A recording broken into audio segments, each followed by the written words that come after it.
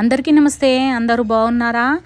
ఈరోజైతే పోహా చేసినబ్బా. టిఫిన్ కోసం నేను హెల్దీగా తింటే ఏదైనా బాగుంటుంది కదా, అందుకని చెప్పేసి పోహా చేసి అలా ఒక ముచ్చట చెప్దామని వచ్చేసినబ్బా. అదేంటంటే, ఇష్టం లేని పెళ్ళిళ్ళు ఎందుకు చేసుకుంటారబ్బా? వేరే వాళ్ళ లైఫ్లో ఎందుకు ఆగం చేస్తారు? ఇష్టం లేని పెళ్ళిళ్ళు చేసుకొని వేరే వాళ్ళ జీవితాలు ఆగం చేసుడు మన జన్మ హక్కు కాదు. కాబట్టి ఇష్టం లేకపోతే ఇష్టం లేదని తల్లిదండ్రులకు చెప్పేసేయాలి. చెప్తే ఓ 2 దెబ్బలు కొడతారు, లేకపోతే 4 తిట్లు తిడతారు. అంతేగాని వేరే వాళ్ళ జీవితంలోకి పోయి వేరే వాళ్ళని చంపుడు ఎంతవరకు న్యాయం అంటారు?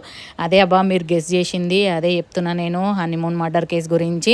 ఆడవాళ్ళు ఎంత క్రూరంగా తయారైపోయారంటే, పెళ్లి కాని పిల్లలతో సహా పెళ్ళైన వాళ్ళు కూడా చాలా డేంజర్గా తయారైపోతారు అనమాట. మా రోజులలోనైతే ఇవన్నీ ఆలోచించక ముందే పెళ్ళిళ్ళు చేసేవాళ్ళబ్బా. అదే కరెక్ట్ అనిపిస్తుంది. తల్లిదండ్రులు ఎట్లా చెప్తే అట్లా వినేవాళ్ళము. ఇంత టెక్నాలజీ, ఇంత మెచ్యూరిటీ లేదు. ఈ ఫోన్లు గేమ్లు ఏం లేవు కాబట్టి ప్రశాంతంగా బతికినాము. ఈ ఫోన్ల వల్లనే అన్ని జీవితాలు ఖరాబ్ అవుతున్నాయి అబ్బా.